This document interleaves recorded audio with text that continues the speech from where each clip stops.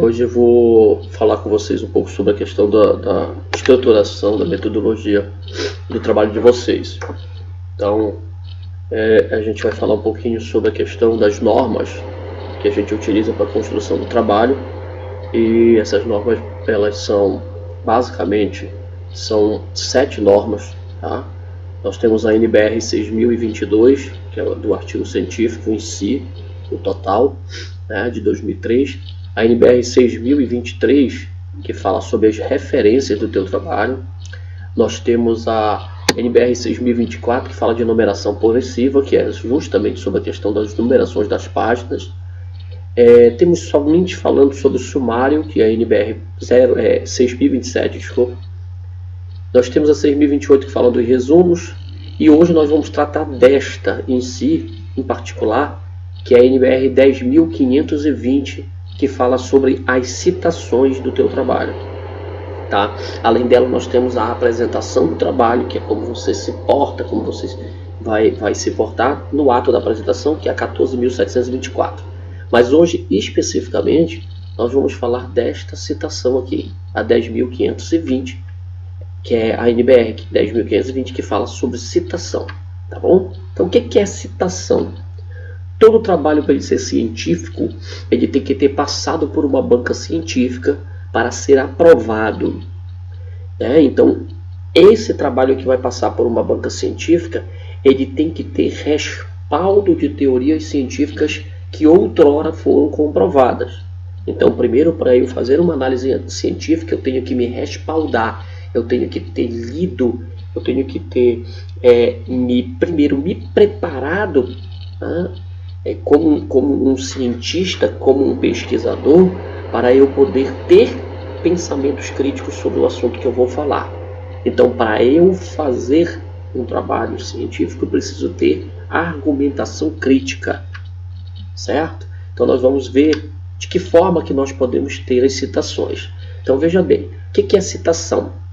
São informações retiradas de outras fontes mencionadas no texto para complementar as ideias do autor da pesquisa, embasando o assunto abordado, dando respaldo às suas interpretações. Perceba que a palavra que coloca bem aqui, tá? Que são mencionadas no texto e são ideias complementares. Não pode ser retirada de um texto, por exemplo, na íntegra, a ideia de um outro autor. Você tem que pegar as ideias do autor, né, e não plagiar. Mas você deve o quê? Você deve usá-las como respaldo para suas interpretações futuras. Ok? Sempre que um pensamento de um autor for mencionado, ou seja, que a ideia de uma outra pessoa for mencionada no seu texto, na sua obra, né, é necessário colocar o sobrenome deste autor, o ano da sua obra no momento da sua citação. Por que eu vou fazer isso? Porque deve-se, dentro da comunidade científica, nós temos que ter um respeito chamado de respeito aos direitos autorais. As referências completas das obras citadas também devem constar no final do seu trabalho, para que outras pessoas que vão ler o seu trabalho elas possam ter acesso ao mesmo conteúdo. Então, as chamadas pelos sobrenomes do autor devem vir em letras maiúsculas quando optar por colocar dentro de parênteses, e letras minúsculas quando optar por colocar fora do parênteses. Então, as citações, as regras de citações básicas são essas. Quando eu vou citar um autor, eu coloco letra maiúscula, o sobrenome dele em letra maiúscula, entre parênteses, tá? E o ano. Quando eu opto por letras minúsculas, ela tem que estar fora do parênteses, mas também deve-se colocar a data, o ano no caso. Temos 3 tipos de fazer citação, 3 modos para realizarmos a citação de um autor. Aqui nós chamamos de citação direta, a citação indireta e a citação de citação. Vamos ver cada um deles de forma particular e exemplificada. Vamos começar com a citação direta. A citação direta são as transformações literais de um texto ou parte dela quando um texto citado for transcrito fielmente. O que é isso tudo que está escrito aqui? Na verdade, é quando você faz o chamado Ctrl+C, Ctrl+V. Quando você pega o texto de uma pessoa na íntegra e copia. Não é a mais indicada a se fazer num texto científico, como um trabalho de conclusão de curso, por exemplo.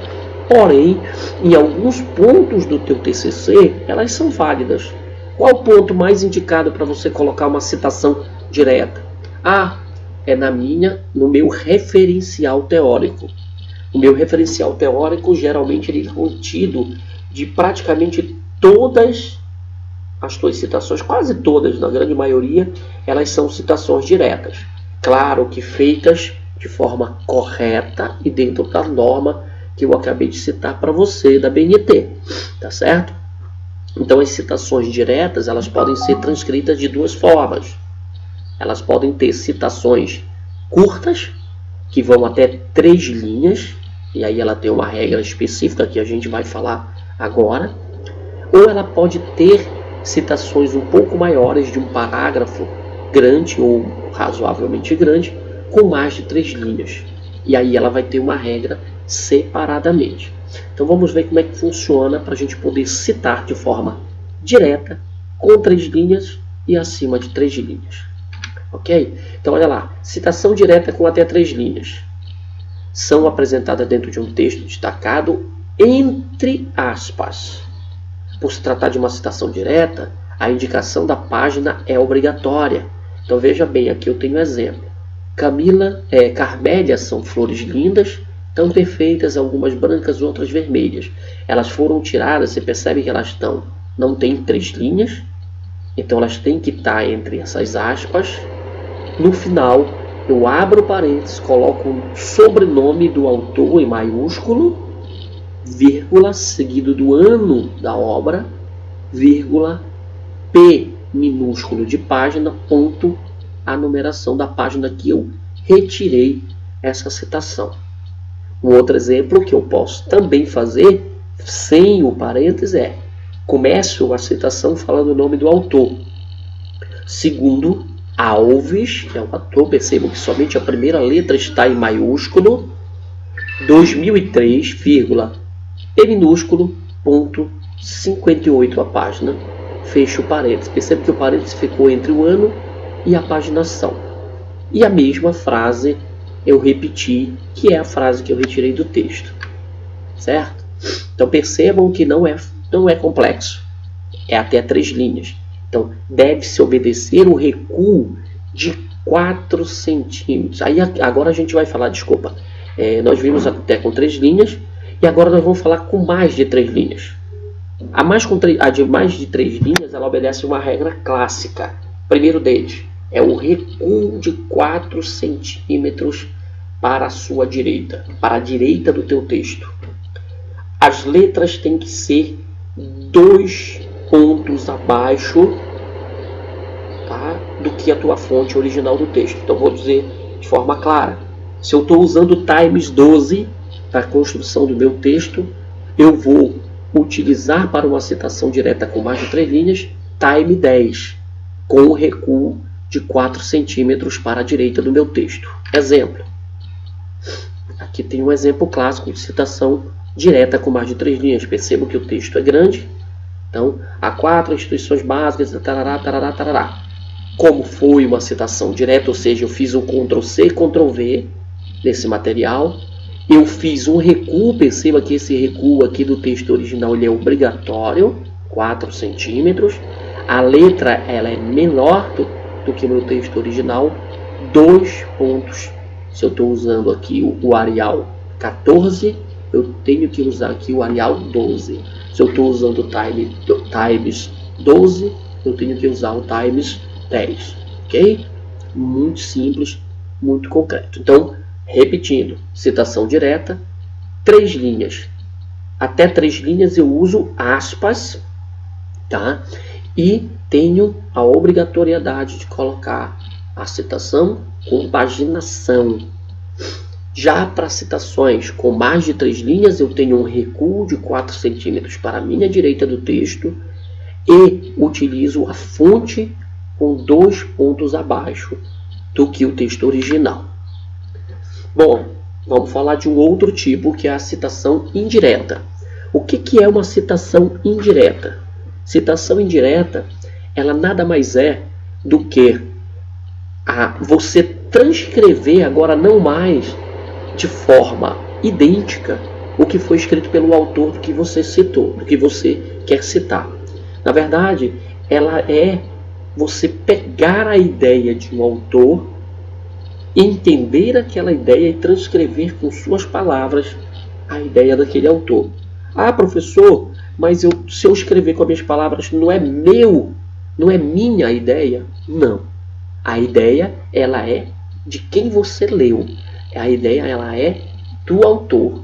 Por isso, ela é obrigatória e deve-se ter citação. Muitas pessoas cometem um erro gravíssimo de cometer plágios sem ao menos saber que está cometendo. Né? Por exemplo, eu transcrevo situações e digo que aquilo é a minha verdade que eu entendi. Então, muitos alunos em sala de aula colocam assim: professor, eu fiz o meu TCC assim, mas eu que escrevi isso aqui, eu não preciso citar. Não. Tá? Eu vou te dar um exemplo clássico. Se eu estou escrevendo meu TCC na área de telecomunicações e eu digo que realmente as ondas de rádio ou as ondas de internet, elas navegam através de ondas eletromagnéticas que têm velocidade xxx. Foi você que fez o estudo para saber tudo isso? Foi você que levou a campo? Foi você que utilizou equipamentos para fazer isso? Não. Já tiveram autores outrora que fizeram isso para você. Você aprendeu isso através de livros, através de artigos. E esses autores dos livros e dos artigos que você leu, eles merecem ser citados, mesmo que você não transcreva de forma direta esse texto deles. Tá dando para entender? A isso nós chamamos de citações indiretas. Então perceba que trata-se de um texto baseado em uma obra consultada. Nas citações indiretas, reproduz-se fielmente as ideias, não mais o texto, mas as ideias contidas no texto consultado, embora seja escrito com outras palavras. Não dispensa a indicação da autoria. Então, por exemplo, segundo Alves, os poetas são criaturas que aprendem a brincar com as palavras e delas e taranatá. Esse texto que eu coloquei aqui, se você for ver na obra do autor, ela não está escrita dessa forma. Mas a ideia é a mesma. Ele escreveu de uma outra forma que dá a ideia que os poetas, eles brincam com as palavras. Só que eu escrevi dessa forma, mas perceba que eu citei utilizando a mesma técnica de citação que eu fiz para citação indireta. Por último, nós temos a citação de citação, que muita gente não utiliza porque não conhece, ou porque acha complexo, ou porque não entende. Mas é muito mais simples do que muita gente pensa. Tá? Então perceba aqui o seguinte: o que é citação de citação? Muitas vezes, em busca de material para estudo, para a conclusão das minhas pesquisas, das conclusões dos meus pensamentos, eu me deparo com a dificuldade de encontrar algumas obras clássicas, algumas obras que são muito difíceis de ser encontradas em bibliotecas ou na própria internet hoje. O que acontece? Eu pego uma obra de um outro autor que faz uma citação daquela obra que eu queria. E eu acho interessante e gostaria de colocar isso no meu trabalho. Isso é válido? É a isso que nós chamamos de citação de citação. Então perceba aqui no texto escrito que diz assim: é a menção da parte de um texto do qual não se teve acesso ao documento original e se tornou conhecimento através de uma outra fonte. Deve-se usar primeiramente, aí a regra entra, perceba, deve-se usar para citar isso, primeiramente o nome do autor do qual você teve acesso. Ou seja, daquela obra que está diante da sua frente, da qual você conseguiu obter o ano dessa obra. Se houver a expressão, se houver o ano, pode-se colocar, Após você ter citado o autor de onde você encontrou, você vai acrescentar a palavra, tá, latina chamada apud. Não é entre aspas. Coloque ela logo após. Apud, ou citado por, em português, mas é muito utilizado nas obras de TCC, a palavra apud. Não é muito comum você colocar citado por, tá? Não fica muito legal. Logo após, deverá vir o autor da obra consultada, o ano e o número da página. Vou te dar um exemplo. Segundo Cesarini, 1990, olha aqui o ano. Observa aqui. Segundo Cesarini, 1990, apud, né, ou citado por, Souza em 94. Então perceba que o ano ele mostra quem foi o autor original, que foi o Cesarini 90, e que foi citado por Souza em 94, ou seja, 4 anos após, o Souza leu, citou esse camarada e agora eu estou me beneficiando dessa obra. E por isso que é chamado de citação de citação. Tá? Isso tudo que eu coloquei para você, de citações, que a gente terminou aqui, ela é fundamental para que você possa escrever ou começar a escrever o teu projeto de uma forma bem coerente, bem organizada e que você não vai ter dificuldade para o quê? Para realizar a transcrição do teu conhecimento para o papel. O primeiro passo para a gente começar o teu projeto é a metodologia, como eu já tinha conversado com vocês. A metodologia ela vai precisar de várias citações. Primeiro, para eu construir a metodologia, eu divido ela em 3 partes fundamentais que você já deve começar agora, a partir desse momento, construir. Já era para ter materiais e você vai começar a organizar nesse formato. Para se escrever uma boa metodologia, nós dividimos elas em 3 partes básicas. A primeira dela é a localização geográfica da tua área de estudo. Então, se eu estou estudando a segurança da telecomunicação, eu posso estar estudando isso de uma forma local, de uma forma regional ou de uma forma global. Então eu tenho que localizar isso. Então eu vou localizar. O estudo foi realizado na região do estado do Pará. Ou o estudo ele foi realizado na região do estado do Pará, localizado na região norte do Brasil, tá? Na área sul do planeta Terra. Estou colocando assim de uma forma bem geral. Ou eu utilizei estudos voltados à segurança da internet na região sudoeste do estado do Pará, latitude tal, longitude tal. Então, para esse processo eu estou fazendo uma localização geográfica. A tua metodologia ela deve começar exatamente com isso. No final do teu texto, que não deve ser muito longo de localização, você deve colocar sempre um mapa mostrando o que você transcreveu acima. Então, eu coloquei aqui um exemplo simples, né? O estudo das áreas de segurança da telecomunicação foram realizados no laboratório da Estácio Belém, localizada na capital do estado do Pará, né? No norte do Brasil. Ponto. Como mostrado na figura 1. E aí você acrescenta a figura do estado do Pará, de preferência georreferenciado, mostrando exatamente a tua área de estudo. Isso aqui só foi um exemplo que eu coloquei para você entender. Tá certo? Ah, professor, mas para essa localização tem que ter citação? Tem que ter citação. Por quê?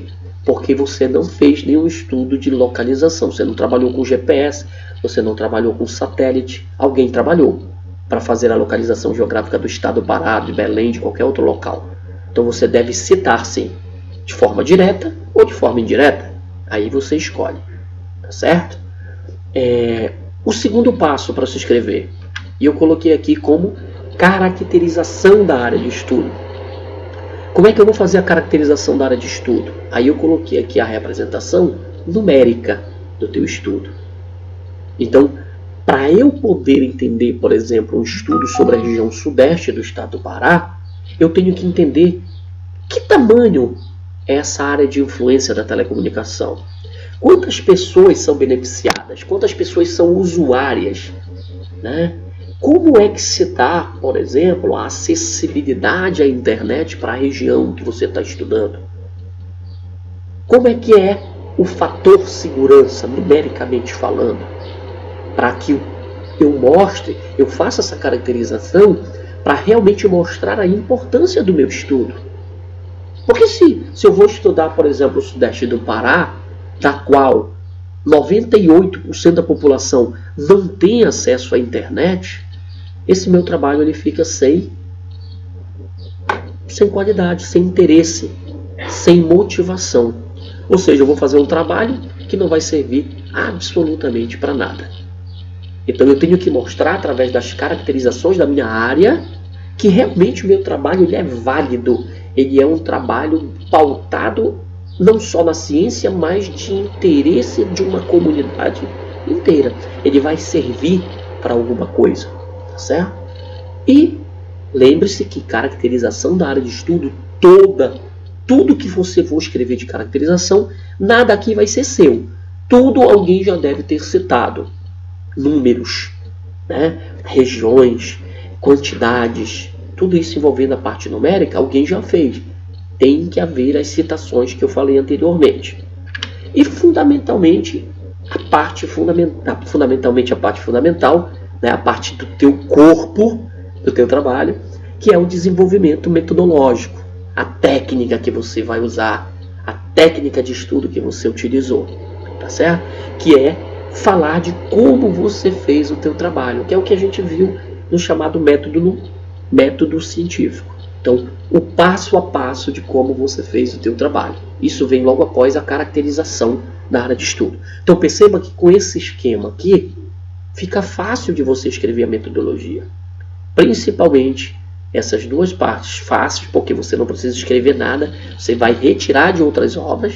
E aqui não, aqui você vai mostrar, transcrever o teu trabalho. Não significa que você não tenha que ter citações aqui, em alguns casos a gente tem, mas a grande maioria do texto aqui, dessa última parte, ele tem que ser seu, porque é o trabalho que você fez, a técnica que você utilizou, tá? Os rumos que você tomou. Então, eu espero ter contribuído nesse primeiro momento aqui. Tá? Eu fiz um texto muito grande, porque senão fica impossível a gente repassar para ti, mas eu vou fazendo aos poucos, e no futuro eu te passo outros vídeos como esse, tá bom? Um grande abraço, mano. Até logo.